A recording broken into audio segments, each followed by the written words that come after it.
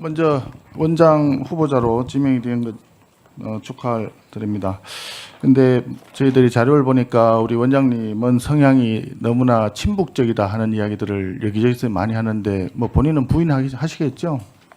예, 예. 제가 67년 살아왔습니다. 짧게 저 팩트만 확인을 해보겠습니다. 2010년 12월 주간 경향 인터뷰에 참여정부 5년간 북한에 1조 4천억 현물을 지원했다. 그 지원이 북한의 호전성을 줄이고 남북 간 대결을 완화하는데 효과가 많이 있었다라고 한 거 사실인가요? 기억은 나지 않습니다. 제가 뭐 북한 지원을 잘하게 해줬기 때문에요. 예, 기억이 안 나요? 예, 기억이 나지 않습니다. 그 본인이 저 차량을 몰면서 딱지 몇 번 뗐는지는 기억하십니까? 예, 이번에 알았습니다. 이번에 알았어요? 아니 한 번 횟수에 대해서 저희들 제가 공직 생활을 굉장히 오래 하고 나왔는데요. 단 한 번도 그런 게 걸리면 오랫동안 기억을 합니다. 그리고 공무원들은 그런 게 걸리면 인사상에 치명적으로 험결로 작용을 하는 거 알고 계시죠? 근데 국정원을 이끄는 수장이 지난번에도 이번에도 그렇고 여러 수십 차례가 걸렸어요. 그런데 그것도 기억을 못하고 이번에 알게 됐다라고 얘기하는 것은 굉장히 뻔뻔하고 무책임한 태도라고 생각합니다. 그런 답변 자세는 국정원을 이끄는 수장으로서의 품격과 자격이 미달이다. 이런 느낌을 국민들한테 준단 말이에요. 안 그렇습니까? 예, 죄송합니다. 저는 횟수에 대해서 이번에 알았다는 뜻이지 제가 그런 과태를 물었다는 걸 몰랐다는 뜻은 아니었습니다. 그런 실수가요. 실수도 한두 번 실수라고 하지만 실수가 여러 번 계속해서 일어나면 그건 실수가 아니죠. 원래 성향이 그런 것이고 기존에 있는 법령 자체를 무시한다는 자세를 가지고 있는 거죠. 그런 사람이 국정원장을 했을 때 과연 대한민국 헌법과 법률을 제대로 지켜가면서 대한민국을 보호할 수 있겠느냐. 그런 느낌을 국민들한테 준단 말이에요. 그래서 제가 묻는데 2010년에 이런 인터뷰를 했는 게 전혀 기억이 안 난다고 하시니까 자 그러면 그렇게 대북 현물 지원을 함으로써 남북 간 대결을 완화하는데 효과가 있었다고 생각합니까? 그 이후에 보세요. 대포동 1호 미사일 발사했죠. 북한 핵무기 보유를 2005년에 선언했습니다. 육자회담에서 9.19 공동성명을 채택해놓고는 그 다음에 대포동 2호를 발사했고 2006년 10월 9일 날 핵실험을 실시했어요. 효과가 있었습니까? 아니 제가 있었다고 생각하십니까? 짧게 답변하세요. 아니 북한 남북 관계에서 저희들이 지원도 했습니다. 그렇지만 지원 자체가 당연히 효과가 있었죠. 다만 그렇게 안 좋은 그 사건만 쭉 나열해서 말씀하시니까. 자 그러면 다른 거 하나 여쭤볼게요. 2016년 사드가 막대한 국익 손실을 초래할 우려가 있으므로 사드 배치 결정 철회되어야 한다라고 주장했습니다. 이거 사실입니까? 제가 뭐 그렇게 주장했을 거라고 생각됩니다. 2019년 서울 송파동 송파 여성문화회관에서 지소미아는 처음부터 잘못 맺은 것이다. 파기해야 된다. 이런 말씀하신 것도 사실이죠? 예, 사실입니다. 그러니까요. 이런 사실을 볼 때 국정원장이라는 분은 대한민국의 안보에 대해서 적극적이지 않다라고 하는 것을 국민들이 생각을 하는 거예요. 2010년 한반도 평화 포럼에서는 북한의 천안함 피격에 대해서 우리 사회가 잘못 느끼고 있다. 이렇게 또 말씀하셨어요. 이것도 사실입니까? 기억나지 않습니다. 그러니까 조금 불리한 부분에 대해서는 기억이 나지 않는다. 그런 정도도 기억 못하는 분이 아니, 어떻게 15년 전에 것을 아니 대한민국의 정보를 총괄지는 하십니까, 원장 그렇게? 후보자로서 그런 것도 기억 못한다 그러면 자격이 되는 겁니까? 아니 본인이 직접 쓰신 거 아니에요. 아니 제가 자, 말을 갖다가 그래서- 말씀드린 거잖아요. 예. 예, 그래서 지금 국민들이 우리 개인적으로 굉장히 훌륭한 분이라고 저는 생각을 하는데 이런 것들이 쌓인 게 곧 그 개인에 대한 평가잖아요. 그 평가를 볼 때 우리 정보원장님은 굉장히 친북적이다. 그렇다면 이런 분이 국정원을 이끄는 수장이 되었을 때 우리 국가정보원이 과연 대한민국을 지키는 기관으로 기능을 할지 아니면 북한의 대남 연락사무소 기능을 하는 그런 기관으로 전락할지 이런 것들을 걱정하게 된다는 말씀이에요. 제가 답변 드려도 되겠습니까? 예, 짧게 말씀하세요. 예, 존경하는 송원석 의원님 질의에 답변 드리겠습니다.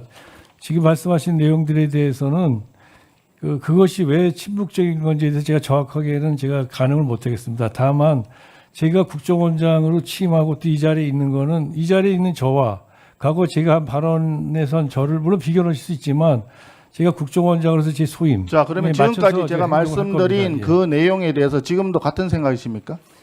제가 아니 근데 지금 말씀하시는 것 중에서 지소미아는 한일 간에 이미 합의가 됐고 합의가 된 내용에 대해서 아니, 저희가 약속 자꾸 말 돌리지 마시고요. 지금까지 했는 제가 지적한 사항에 대해서 지금도 똑같은 생각을 가지고 계신지. 이미 그것이 합의가 돼가지고 진행된 거에 대해서는 당연히 지켜야 된다고 생각하기 때문에 생각이 예, 다릅니다. 그러면 예. 자꾸 회피하시는데 제가 다른 거 하나 여쭤볼게요. 이화영 그 경기도 평화부지사였던 양반이 대법원에서 2025년 6월 5일 징역 7년 8개월, 벌금 2억 5천, 추징금 3억 2,595만 원 유죄가 확정이 됐습니다. 이건 알고 계시죠? 예, 알고 이 있습니다. 대법원의 판결에 대해서는 동의하시는 내용이십니까? 아니면 판결이 잘못됐다고 생각하십니까? 아니, 저는 뭐 그 판결의 자세한 내용은 모르지만 당연히 법원 판결은 존중된다고 생각합니다. 이화영 부지사가 대북 송금을 했다는 사실을 혹시 알고 계셨습니까? 이화영 부지사가 송금을 한 사실을 몰랐고 송금 때문에 그렇게 판결된 것이 아니라 여러 가지 관련된 사건들이 다 합쳐져서 그런 형이 내려졌다고 알고 있습니다. 이화영 부지사하고 굉장히 오랫동안 활동을 같이 하셨어요. 2018년도에 평화시대의 경기도 정책 토론회도 같이 하셨고 2018년도에 10월 4일 평화방북단도 같이 하셨고 평화레디 경기 액션 토크쇼도 하셨고 경기도 평화정책 자문위원회 회의도 2번, 3번 하셨고 2019년에 아시아태평양 평화 번영을 위한 국제대회도 같이 하셨어요. 잘 아시는 분이죠? 제가 경기도 평화정책 자문위원장이었었거든요. 잘 그때 아시는 분이죠? 이화영 부지사도 같은 공동 위원장이었기 예. 때문에 그렇게 아는 사이입니다. 근데 예. 아니 개인적으로 잘 아는 사이는 아니고요. 평화정책 일로서. 자문위원장으로서가 아니라 그 네. 이전에도 다른 활동을 같이 하셨다고 아니요. 제가 그 말씀드렸잖아요. 이전에는 같이 활동한 거 잘 없습니다. 모르는 분이다. 아니요, 알지만 같이 활동을 그런 서로 영역이 달랐기 때문에 같이 활동한 적이 없었습니다. 예. 네, 1분 더 주시고 예. 그러면 이화영 부지사가 대북 송금한 거 있잖아요. 불법 송금한 거 이 부분에 대해서 이야기를 들은 바가 없다고 말씀하셨잖아요. 당연히 없습니다. 예. 예. 그럼 왜 그런 이야기도 못 들었을까요? 그렇게 활동을 같이 하는 분이었는데 이렇게 밀접한 관계에 있는 분인데도 불구하고 말을 하지 못할 정도로 이것은 불법이라고 하는 것을 이미 이화영 부지사도 알고 있었고 그리고 그것이 경기도 도지사를 했던 그때 지사까지도 이미 다 알고 있었기 때문에 이게 굉장히 위험한 일이고 불법적이라는 걸 알고 있었기 때문에 그래서 말씀을 안 드린 거 아닌가. 그렇게 생각하지 않습니다. 그건. 예. 그럼 그때 그 종북 인사들이 그 평화 그 위원회에 많이 있었거든요. 극단 큰곰자리 대표, 통일맞이 뭐 대표, 평화를 만드는 여성의 대표 이런 분들은 다 평택 미군 기지가 전쟁 침략 기지다 뭐 이런 식으로 얘기했어요. 그건 동의하십니까? 그건 동의하지 않지만 그분들을 종북 인사라고 일방적으로 말씀하시는 것도 동의하지 않습니다. 근데도 위원으로 네, 그래. 네, 꼭 김민희 꼭 하시. 네, 김민희 의원님 짧게 해 주시오. 저는 국정원장 후보자에 대한 인사청문회에 관해서 자질과 능력에 관한 검증, 그다음에 과거 발언에 관한 부분들을 검증하는 거는 유효한데 10년 전, 20년 전 발언을 물어보고 기억하냐 안 하냐 이렇게 초등학교 1+1은 2냐 이거 모르냐 이렇게 물어보는 방식은 저는 아니라고 생각합니다. 두 번째, 말을 쓰면서 좀 적정하게 좀 했으면 좋겠어요. 국정원장 후보자를 대남 연락소장으로 지칭하면서 하는 것 자체는 저는 도저히 수용할 수 없는 겁니다. 윤석열 내란숙의 보호 연락소장입니까? 이렇게 부르면 좋아하지 않잖아요. 동일합니다, 제가 보기엔. 그래서 저는 질의를 해서 비판하고 검증을 하는 건 유효하지만 저는 그 범위 자체가 넌 과도했다고 생각을 하고요. 이 발언에 관해서는 저는 송원석 대표께서 전 사과하는 게 필요하다고 봅니다. 한나라의 국정원장 후보자를 그런 방식으로 지칭하면 여기 올 필요가 없는 것 같아요. 발언 중요해 지금. 아니, 저 목소리를 좀 낮추시고 김영진. 발언 중이라고요. 그래요. 왜 반말하고 그래? 발언 중이라고 했어요. 반말 안 했어요. 위원장한테 예, 예. 발언 끝나고 하세요 그러면. 발언 끝나고 하시라고. 예, 예. 좀 차분하게 좀 해주세요. 좀 지켜보세요. 예, 목소리 낮추시고 예, 서로. 네, 말씀하세요 빨리. 그래요. 저는 이건 사과가 필요한 내용이라고 봅니다. 이 정보위 관련한 운영에 있어서 그런 식으로 지금 후보자를 그렇게 폄훼하고 대납 연락소장을 도대체 수용할 수 있는 언어입니까?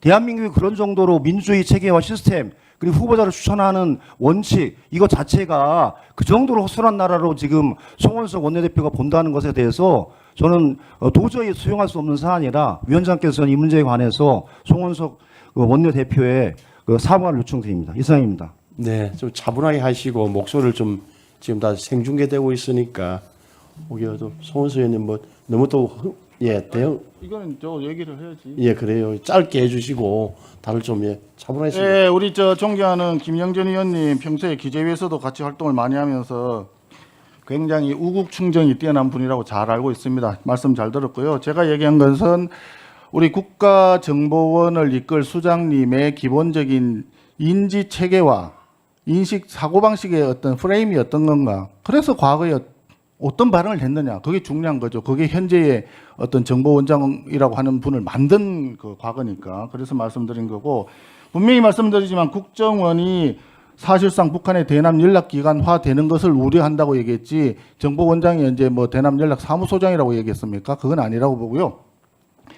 궁극적으로 제가 말씀드리고 싶은 것은 지금 대한민국의 안보가 굉장히 위중한 상황인데, 이런 상황에서 북한과의 관계를 어떻게 보느냐, 국가정보원장이 특히나 그것을 어떤 시각을 가지고 바라보느냐라고 하는 것은 매우 중요한 부분이기 때문에 그 부분에 대한 원장 후보자 인식을 제가 여쭤본 겁니다. 그 부분에 대해서는 오후에도 조금 더 명확하게 명백하게 입장을 좀 밝혀주시기를 기대합니다. 예 그래요 잠깐 박선영 간사님 무슨 알겠는데 좀 진행합시다 이제.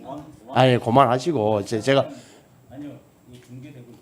아니 사실관계 하면 더 일이 커질 텐데 그 1분 딱 하시고 정리합시다. 예 너무 좀 1분 주세요 1분. 예, 존경하는 송원석 원내대표님 이 자리에서 인사드립니다. 간사 박선원입니다. 네, 당연히 청문회니까 중요한 질의하시는 것은 저보다 훨씬 다선 의원이시고 하시니까 타당하다고 보는데요. 사실관계는 아니죠. 왜곡시킬 수 있거나 오해를 주시면 안 됩니다. 이화영 사건 관련해서 송금된 적이 없습니다. 근데 마치 송금했다고 말씀하시는데 그렇지 않고요. 그다음에 핵심적으로 필리핀에서 그 이호남이가 와가지고 쌍방울에서 돈 줬다라고 하는데 이호남이 왔다는 증거도 없고 오히려 저는 국정원장께 묻고 싶은데 거기 필리핀에 우리 직원들 국정원 직원들이 있었어요. 있었음에도 불구하고 이호남이가 안 왔다는데 왜 그 거짓 증언을 기초로 했고 없는 사실을 박간사님 잠시만 이렇게 되면 판결문 갖고 와서 1년의 상황이 됐으니까 그만하십시오. 진행하겠습니다.